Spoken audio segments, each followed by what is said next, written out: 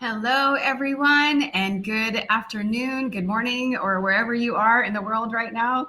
Welcome back to Alchemize with Alanna, where we see through leadership cliches and talk about what's real in business and human transformation.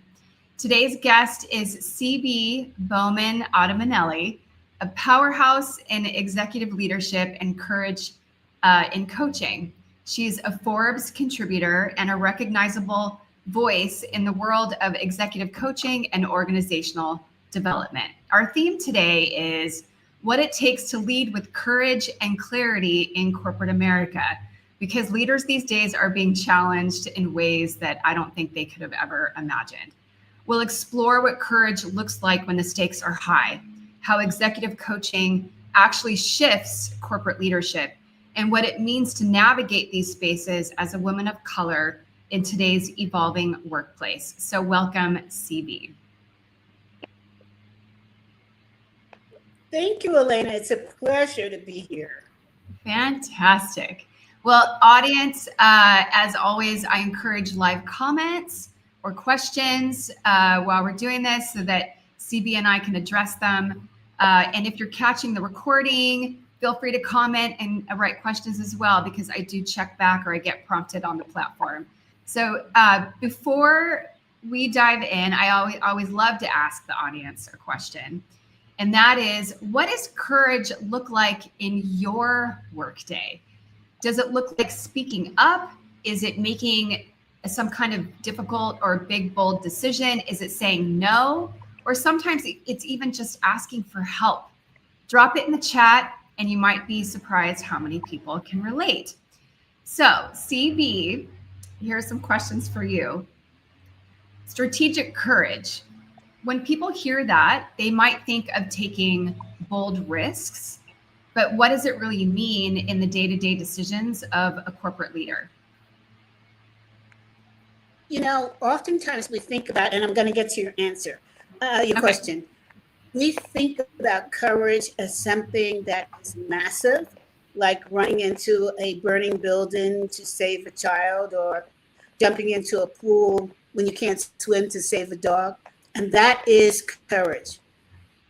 However, what I talk about in my book, Courage to Leap and Lead, is steps that you can take, 7 steps that you can take to lead to being courageous. Whether it is going to the meeting when you don't feel good, whether it's confronting somebody, whether it's starting a new product or service, or restarting a product or service that failed once. It is stepping out of the quagmire. Absolutely. Yeah. I mean, those kinds of, I see those too, especially when they experience failure, and then having to get back out there.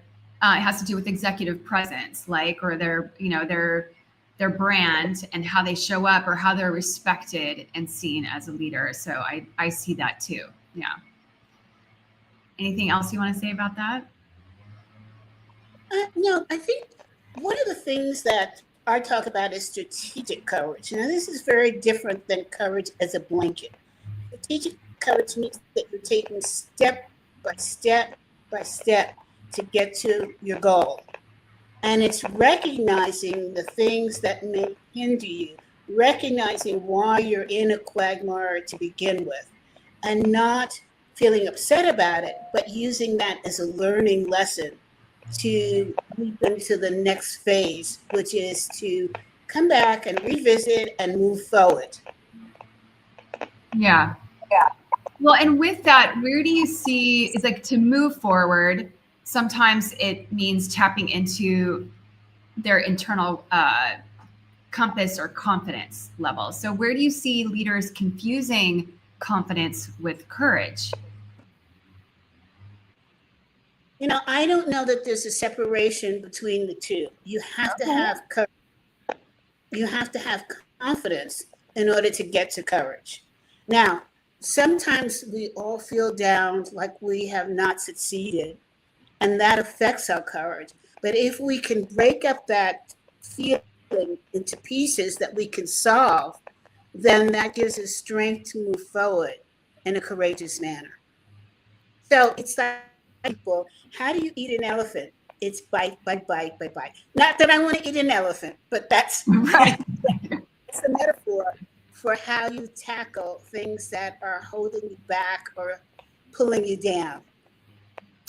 Yeah, that's a good one. It's a common one used in corporate America. And the what I appreciate about it too is the different perspectives using the same concept.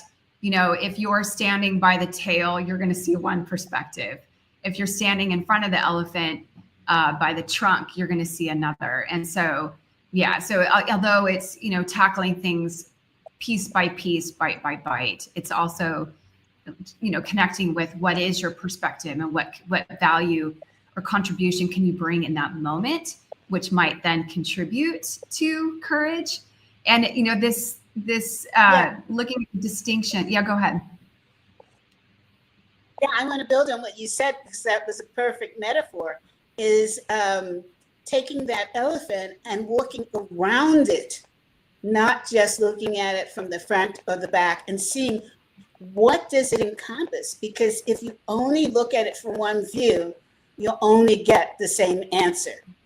And exactly. I remember when I took this training, what they made us do is to look at a container and ask the person in front of us, what do they see? Mm-hmm. And then we had to respond, no, that's not what this jar says. It says something completely different. You are wrong. Well, the person was right. You just had to turn the jar around. Right. Yeah. Well, and this is where, God, we could go down that whole rabbit hole. You know, this is where people get into unnecessary conflicts or misinterpretation because they don't realize there's what they don't know, and they have a limited purview. But yeah, that is a definite occurrence that happens often and can cause other impact, if you will. I love what you just said. People don't know what they don't know. And one of the things I advise people to have, regardless of what their position is to have their own personal board of directors. A board of directors, each person you have communicated with, to share with them your style and the way that you appreciate feedback. Because there's different ways. You know, I'm highly introverted. So if somebody that comes at me yelling and screaming, you did this wrong or you did this right, I'm not, it's totally blank. I won't hear it. But if somebody comes at me and says, you know, I think you did a great job. However, I might have thought about doing it this way. And here's why. Well, that opens up the conversation to rich dialogue. Yeah. So, so you have to train your board of directors to let them know, how do you appreciate getting feedback, and to give that feedback in an honest way. That helps you see more of going around the elephant. True. Yeah. And but to the point about, because I'm highly introverted too, although I may not seem like it. When I think about somebody being approached with feedback in that way, I don't know. I don't think it really matters if you're introverted or extroverted. If somebody comes at me or comes at somebody who's extroverted with an aggressive way of offering feedback, I don't know how much anybody would be able to receive that well. I think most people would shut down because it has more to do with brain science and our amygdala and feeling like we're being attacked. And that, you know, having the courage then, speaking of strategic courage, to say, hey, wait a second, can you, you know, I want to hear what you're saying. Can you say it in a different way? Because right now I'm not able to hear it. That's a great way to approach it. You know, I think, my own opinion is that men are more comfortable with aggressive feedback than women are. I hear my husband talk to his boss in a way that I would say, oh my God, don't even think about discussing something with me like that. But it's how they hear each other. They hear it differently. Well, I think, you know, I mean, look, you know, here we are, two women talking about how men possibly hear it, but and 85%, if not more, of my clients are men. So I'm often in conversation or dialogue with them on how they do experience things, or they also engage in things. So I think for the most part, that's probably true. Although I also know a number of women who can discern between what might be direct versus what is received as aggressive. And it's all about language. Like the use of language is super important, in addition to, say, pitch and tone of our voice. So the delivery of it is important too. And that's more like in the realm of communication as a whole. Yeah, I agree with you. I think that, most of my clients are men. And when I'm working with women, I have to change my approach completely. It's a different dialogue in respect to how they might receive me. Not in terms of changing their mind or influencing them, but how they're going to receive what the information I'm going to share with them. Yeah, absolutely. Well, before we move on to the next topic, what do you think is one misconception about courage that you wish more executives understood?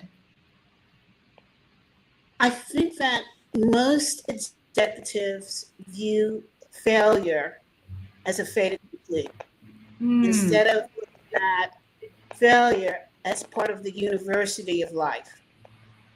And that's because of the pressure that they're getting from the side. Make this happen, make it good, don't waste money, don't waste time, etc., etc. There is, especially post-COVID, there is just tremendous pressure on executives to make a decision that feels right, flies right, and makes money. And that is the worst approach I could think of, because you learn more from failure than you do from success. True, on a personal level, although in the business world, it doesn't always translate in the same way.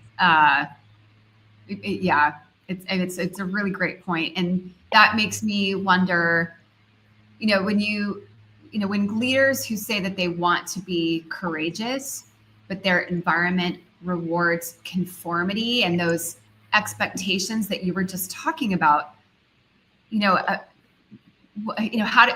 what's your advice for them in that? So my advice is, first of all, let's just take a look at this word courageous, especially as it involves the workplace. Since you're not jumping in and saving the dog or running into a burning building, what you are looking at is strategic courage. And that involves listening. The most important ingredient is having the courage to listen to what's being said. And this will surprise you, I'm a graduate of the New School for Social Research. Listen very carefully for what's not being said. The other thing is allow space for creativity. And that means if a person or persons are being creative and they don't succeed, it's not dinging them. It's saying, let's revisit this and see what we've learned and what we could do differently. Because innovation is the key to moving ahead of your competition. Absolutely. Yeah. I mean, if you're not staying innovative or taking a look at what your offerings are and staying up with what the market is demanding versus what you think you should offer, then yeah, that's where companies, start to go away and fail. Yeah, absolutely. Well, I want to start moving us into the impact of executive coaching and corporate leadership, since that's a realm that you and I both understand pretty well. So, audience, here's another question for you: what pressures in your workplace make courage difficult? Just either write it down for yourself or feel free to share it in the chat, if you will. So for CB, you've seen coaching evolve from, say, a performance tool to something that's much more transformational, which is something I've seen as well. even though it still supports high performance. How has its role shifted in the most recent years? You know, because you mentioned like since COVID or since we've all gone virtual, or most of us have. So how have you seen it evolve from performance tool to something more transformational? So I'm the CEO of the Association of Corporate Executives. I have a completely different belief of how the relationship looks like with you and your client. It's not an appreciative inquiry methodology that we encourage.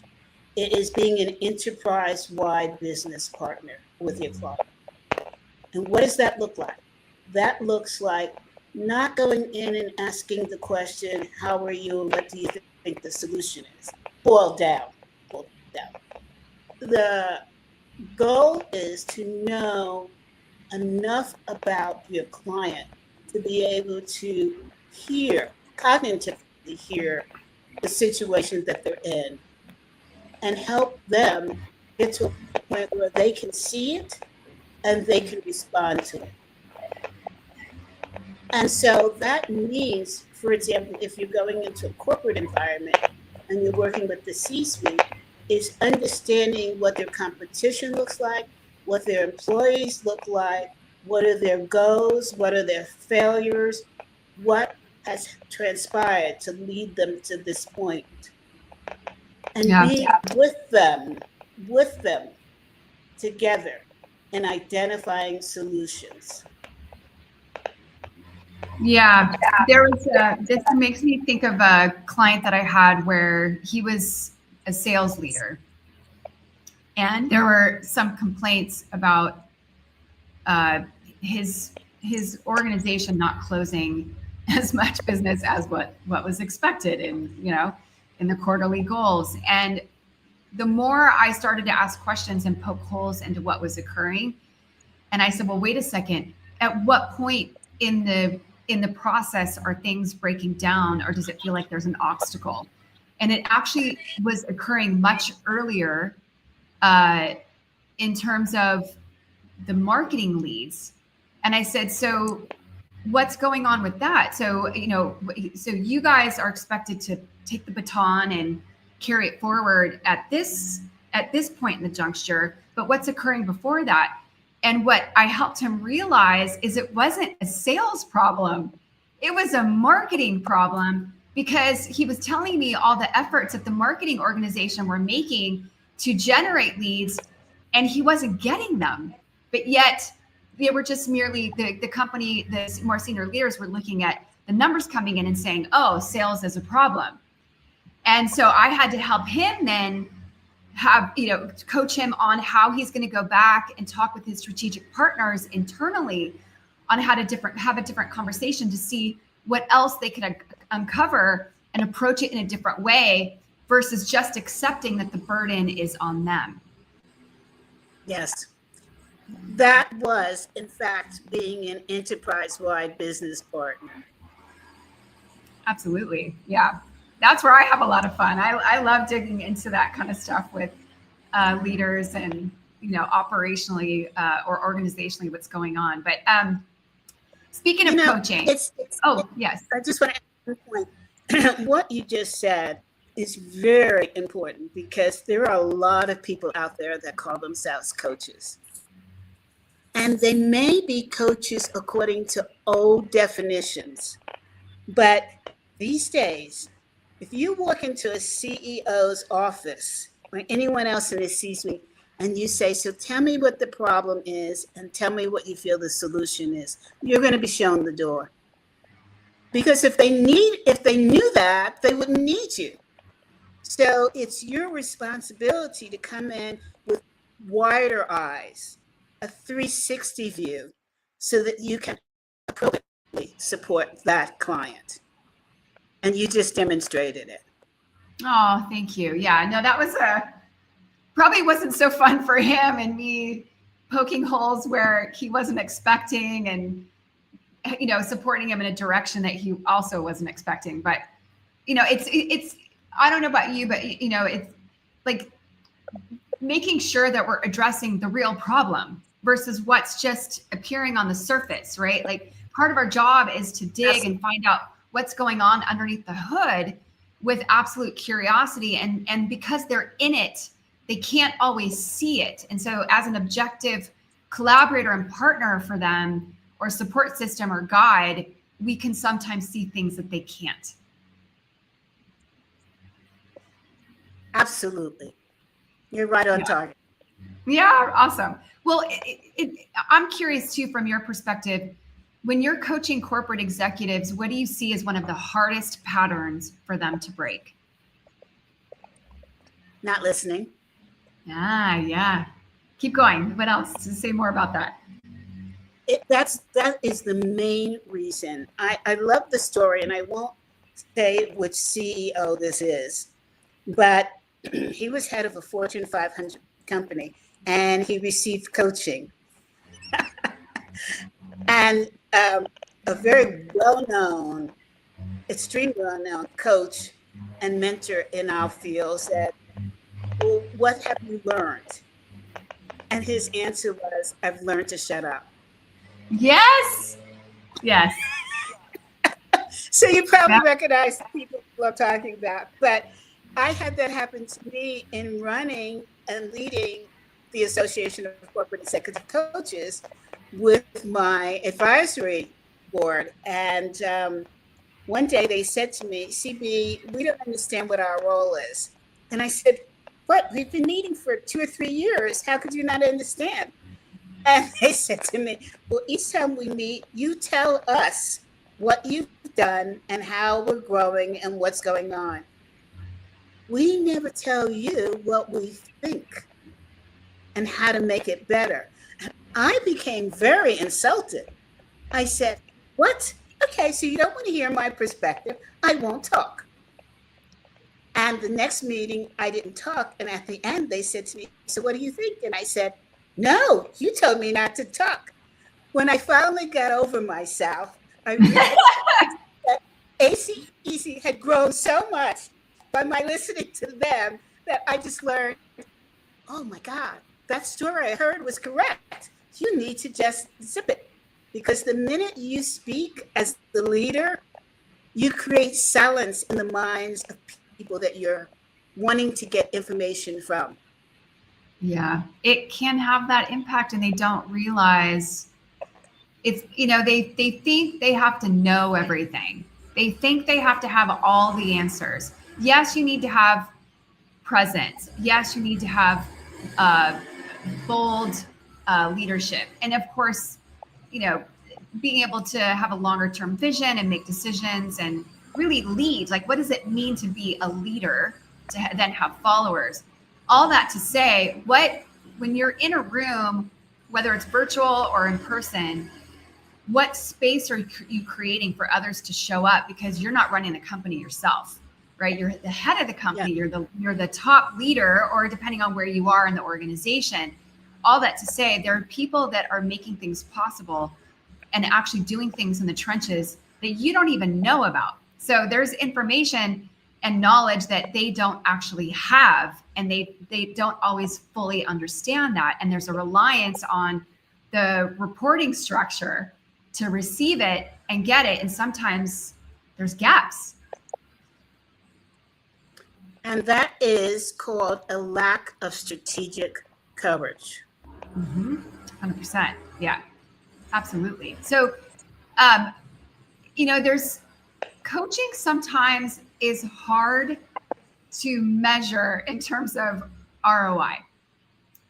And oh my gosh, you're going to get me started. Okay. No, I love this. Okay, so what do you think? What's the impact that you've witnessed that can't be measured on a spreadsheet? So, first of all, and the audience is going to kill me, you cannot measure the success of coaching in terms of ROI. You cannot. Yeah. So I'm a marketing person. I come out of classical marketing for Fortune 500 companies. We understand what an ROI is. As a coach, you have too many interferences to be able to measure the result of coaching singly to say that you have improved the ROI of a company. Let's take the example that you just gave. Okay. So you helped a client understand that it was not a sales issue, but a marketing issue. Mm-hmm. Suppose then he goes and he changes the marketing. This is just suppose, marketing campaigns, and they're still not successful.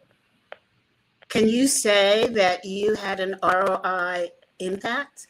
No, you can't, because you did not have control over the new marketing campaigns. Right. The only thing that you can say is that you successfully coached this person to open their eyes to the possibilities of marketing being the problem and to visit other types of marketing. So you see that coaching is not a standalone. Something that's measurable through an ROI is a standalone. That's a really great. This price, and as a result, we increased sales. But you would have done nothing else. No marketing changes, nothing. All you did was increase the price. Then you can say that it had, that price increase, an effect on the ROI of your business. Does that? Yeah, I mean, yes, depending on, right, in this particular case, I don't know if raising the price would have helped. I think it probably would have made it worse. No, I'm just saying that's an example. Yeah. Mm-hmm. Yeah, absolutely. No, I appreciate that, because you're right. It's okay. So it's like, oh, there's this new awareness that it's actually the marketing campaign or how marketing is approaching the generation of leads. So then they do a whole new campaign. But then what, like to your point, what if that one doesn't work? But then, there's so many, it's probably so much more complex. What if the people, maybe it's not even a campaign. What if it's the people executing on it, and there's some sort of bottleneck or a performance issue or a supply issue, or who knows? It could be anything. It's just the mere awareness of it. So yeah, it's very difficult. So yeah. So what I say to coaches is ask the client what their return on investment was by hiring you as a coach. That's a different question. Yeah. Then I increase the ROI. Yes. And to ask that at the beginning too, right? Because to set realistic expectations. Yes, you could in fact ask the question. Now, the only thing is, and you just pointed this out with your client, their expectation, his or her expectation could have been that you said to them, well, your sales are the issue. And so what we need to do is experiment with pricing. So asking him at the beginning, him or her at the beginning, what is the issue that they want to solve, which is not enough sales. It turns out that the reason why he hired you specifically was not correct. Because the correct answer was, what's wrong with our marketing that we're not getting the sales? So you can ask the question at the beginning, but then at the end, the summary has to relate back to the original hiring purpose. Does that make sense? Absolutely. And somebody just asked a question about that. They're asking, if ROI isn't the measure of success, what is? And how do leaders reconcile that truth in environments that demand constant, quantifiable results? You have to ask the client. Yeah. What was their return on hiring you? And you could ask them, there's nothing wrong with asking them, can you respond in terms of numbers? Yeah, like what impact would that have? I mean, at this point, at that point too, it probably might feel like you're making it up, but at the same time, who knows if it's also planting seeds? You never know. Yeah, absolutely. And it could be a qualitative or it could have been a quantitative response. Yeah, both absolutely. are good. Yeah. So in regards to that, if you could redesign how organizations use coaching, what would you change first?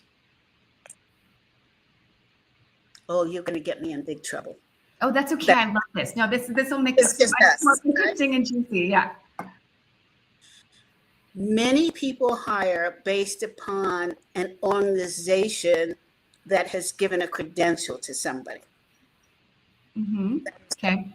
Worst way to hire, because the methodology that that organization aspires to may not work for your cause.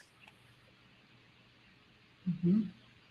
The other thing that people do is they hire based upon recommendation without realizing that the person who's making the recommendation may have had a different relationship with that coach.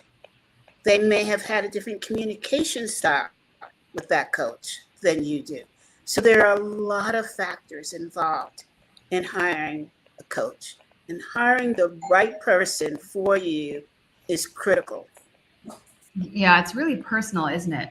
Hold on one second. Unfortunately, my doorbell just rang and my dog is barking. And I did mention this to my husband, but he said it would be fine. So I hope it's fine. I love it. No, we're all good. All right. So for the sake of time, I want to make sure we also have time to. Did I lose her? I'm sorry? Oh, you're still there. Okay, thank God. All right. So I want to make sure we have time for the last topic. But audience, I've got another question for you. If you've worked with a coach, how did it shift your leadership or your mindset in some way? We'd love to hear from you. And in essence, that may or may not, and a follow-up question to that is, and would you consider that part of the ROI for yourself? So the last... Repeat the question. What's that? You want me to repeat the question? If you worked with a coach, how did it shift your mindset? Asking me if I've worked with a coach? No. Well, actually, that is an interesting question. I was asking the audience if they worked with a coach, how did it shift their leadership or their mindset? But now that makes me curious. Have you worked with the coach? And if you have, yes. How did it shift things? Great. Okay, so how did it shift things for you? I was not prepared for this interview. I can tell you. You're going off the record here. Well, I'm a little rebellious, so that's okay. I worked with a coach many years ago when I was having trouble in corporate America as a woman of color. Okay. And I could not understand, because I was raised in an environment where, and I hate this expression, where people didn't see color, because you see it. It means that you were inclusive and you move from there, right? When I got to corporate America, I was shocked that people of color are not included in the dialogue that makes for a successful organization. And in fact, they were admonished for creativity and for up and for solutions and et cetera. And I couldn't understand it. It was slowing me down. And I had to take some actions, which we won't go into now, but the end result was I wound up seeing a coach that was also a consultant and also a therapist. Oh, interesting. Okay. Yep. He was amazing, because he restored my faith in me and my strength and said to me, just go for it and ignore the rest, because you have it in you to really make an impact on this world. And I needed to hear that. I needed to have confirmation of that. So that makes me curious. So, well, one is, how long ago did you work with this coach? And another is, what I hear in that actually is not so much paying closer attention to the fact that there's a distinction of color. It's more just go for it. Just as a person and as a powerful person. That's what I heard in that answer. That was his answer. But my going in issue was that I was being separated out from my colleagues. I was not allowed to take leadership classes and programs. I was how long told ago that. Was that? Oh, now you're asking my age. No, you don't have to. You don't have to date yourself. I will not respond to, but I will tell you that it was a long, long time ago. Okay, see, here's why I'm asking this, CB. So I'm asking this because, yes, I hear this from women of color or people of color. And yet, what I also want to know from your perspective is how have you noticed that things have changed? Because to me, from what I've observed, things have changed. I'm not saying that this doesn't exist still.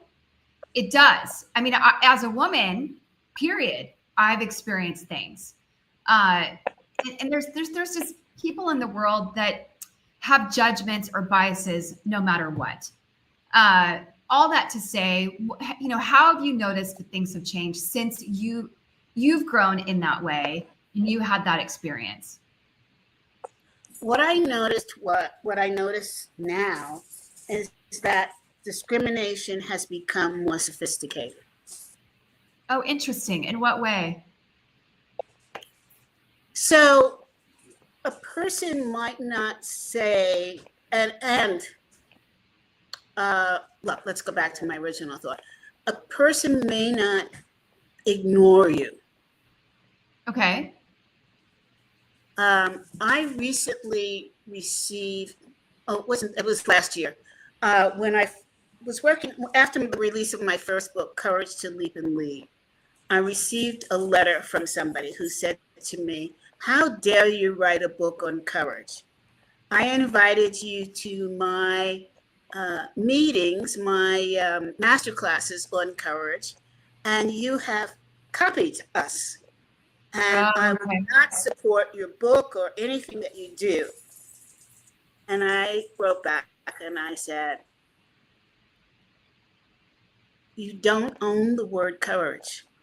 And if you read the book, it's about the journey I had and how I can share with other people how they can use courage instead of fear." And I said, "And if your hypothesis is correct, then you need to talk to Brene Brown."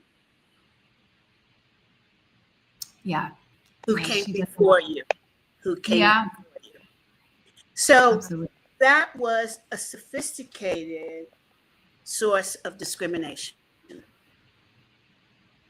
And it's harder to recognize than the old-fashioned way.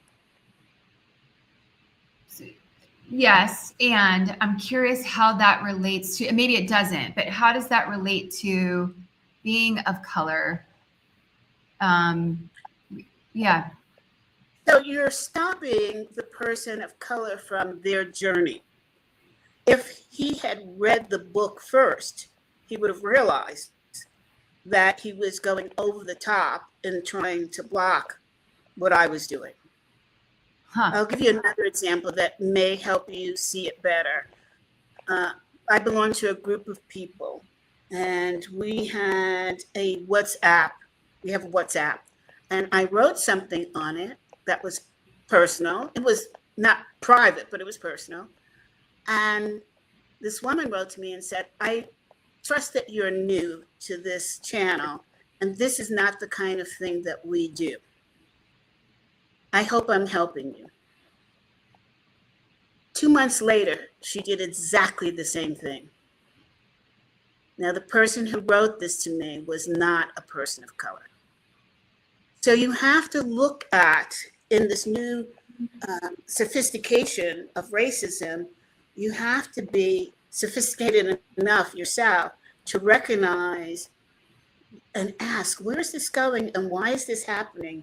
And what's the comparison, right? So that you have a better understanding of what's going on. And it is harder, what I'm saying, it is harder for somebody who's not of color to understand what I'm saying. And I appreciate that. I think if I explained it in terms of things that might be closer to like yourself, it might relate to your religion and how you're currently being treated, right? And I'm sure that you see certain flaws that are happening that to me, I would not understand. And yeah, possibly. And, you know, regardless of, say, religion or color or even gender, sometimes I move past that and say, how is this being taken personally?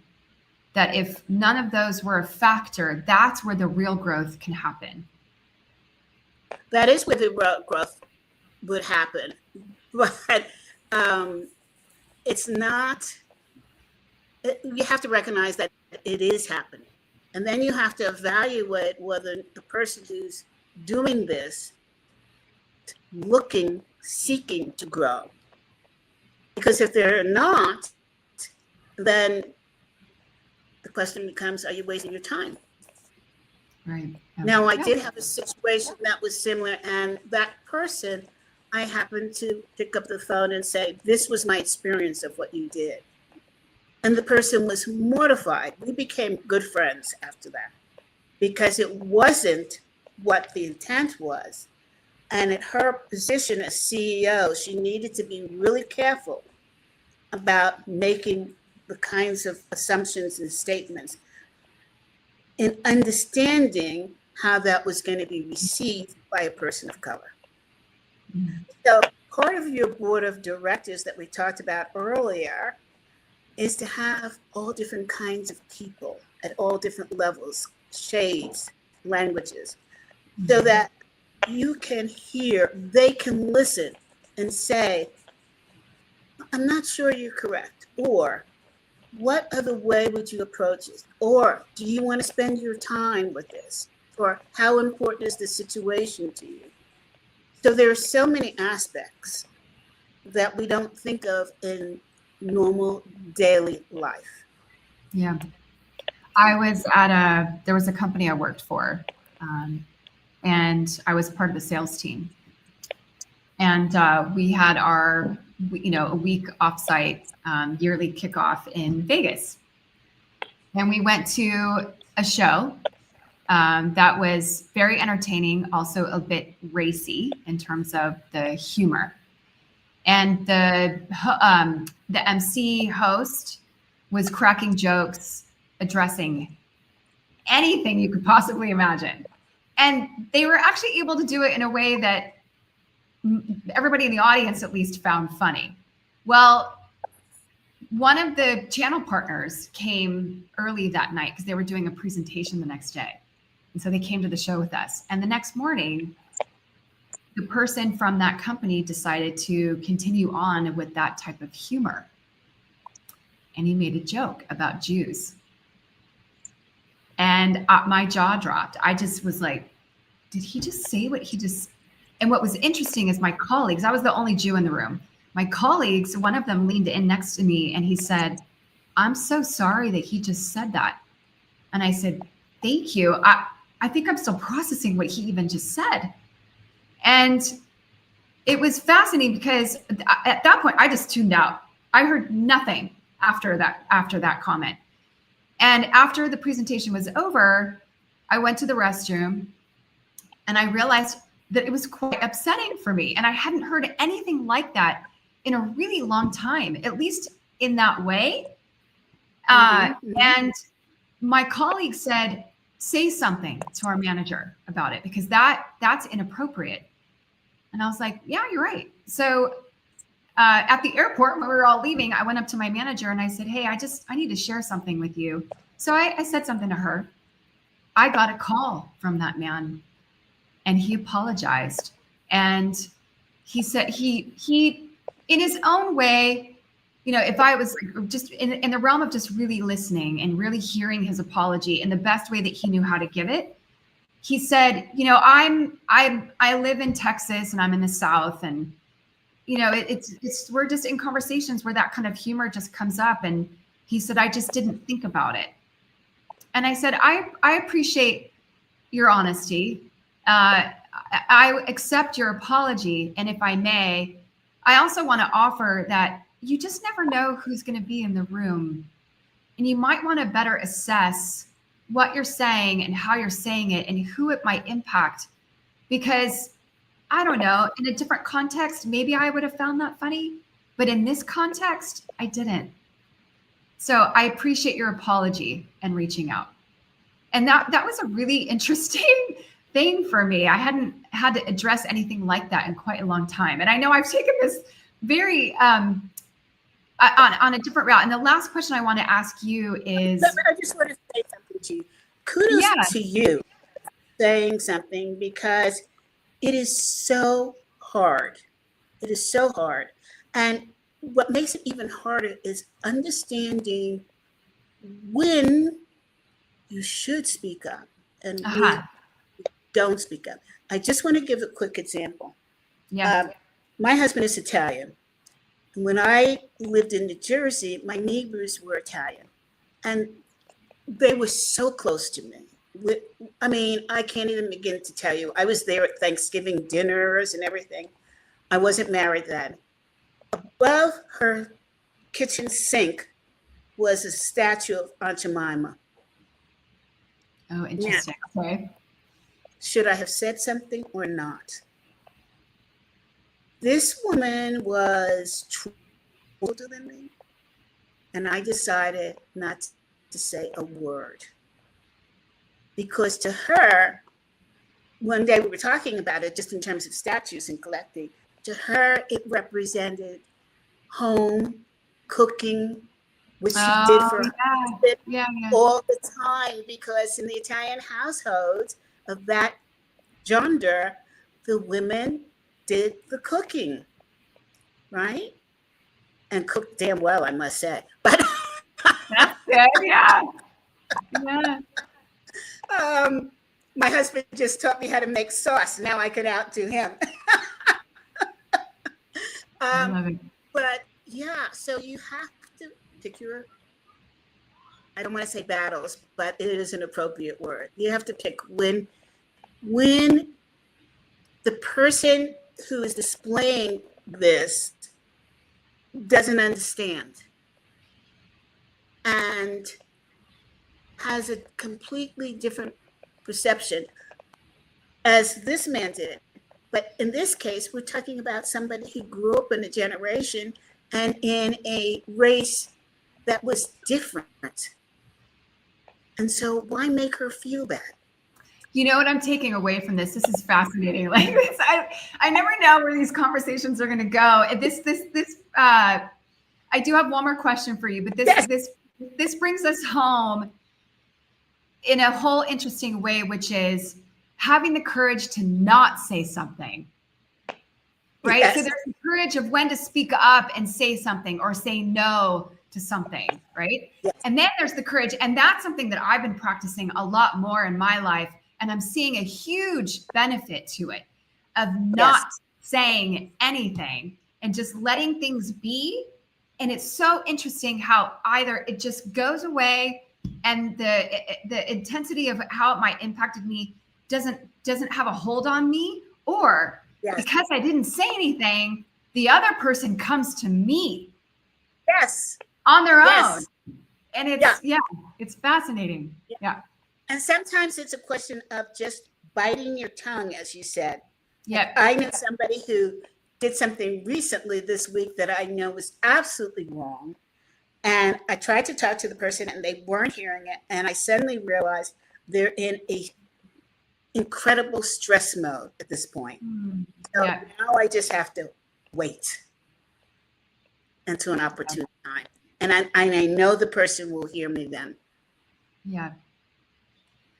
Well, the last thing I want to ask you is, have there been moments, or where have there been moments when you've had to redefine what success looks like on your own terms?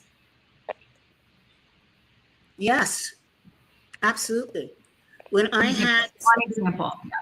I'm sorry, Alanna? Give us one example. I wish we could have more of it. Like, yeah, we got to wrap up soon. So yeah. I can't give you the details of this. That's okay. But I was faced with whether or not I should sue a company for discrimination. Mm. And that was a defining moment in my life. How? And I'm trying to answer you in the best way I can and still be appropriate. I was shunned by everybody because I was faced with this. My race, other races, I was walking alone. And that was the hardest thing I've ever had to do in my life. I bet. And CB, we're in the realm of coaching, right? And taking what we learned from our life experiences. So how did that provide something valuable for you? I knew even at the time that I was doing the right thing. For people that would follow me. Yeah. There you go. Yeah. Wow. Interesting. Oh gosh. Okay. This has been a very I wasn't expecting, like we've taken some twists and turns that I wasn't expecting, but I really love what we hit on. The audience, I saw the notes. Yeah. And look, leadership is not about having all the answers. It's about choosing honesty sometimes over comfort. So before we close, what's one question leaders should be asking themselves this week if they want to lead with more courage? What would you say to them? How much do they listen? Okay. Truly listen, not surface listening. Yes. And as I learned at the New School, always ask yourself, what's not being said in the conversation? I love that. That's a good one. Yes. And I also say the answer is the beginning of the question. Thank you for that. That's a great note to end on. So how can people find you? Pretty easy. I'm on LinkedIn under CB Bowman-Ottomanelli. And I look forward to hearing from everybody. And I have a LinkedIn newsletter that goes out each month. So please subscribe and send me your thoughts on what I'm writing. Fantastic. So audience, I have one more question for you. For those watching, what's one courageous decision that you've been avoiding and what might change if you made it? Write that down for yourself. All right. So for those who've listened to this episode, I have a gift for you. In every coaching session that I do, my clients ask me help often for working through difficult decisions and hard conversations. And one powerful conversation can change everything if we're brave enough to have it. So I created the Conversation Prep Toolkit. It's a complimentary guide, and it helps you really step into those moments with more intention, less fear, hesitation, and words that can actually land. And you can download it by joining my newsletter, and Jesse's going to share that in the chat. So thank you, Jesse. And if you're in a place where you know that you're ready to alchemize feeling drained into feeling more energized or pivot into what's next, let's talk. So if today's conversation resonated, stay connected with me by subscribing, like I said, to the newsletter.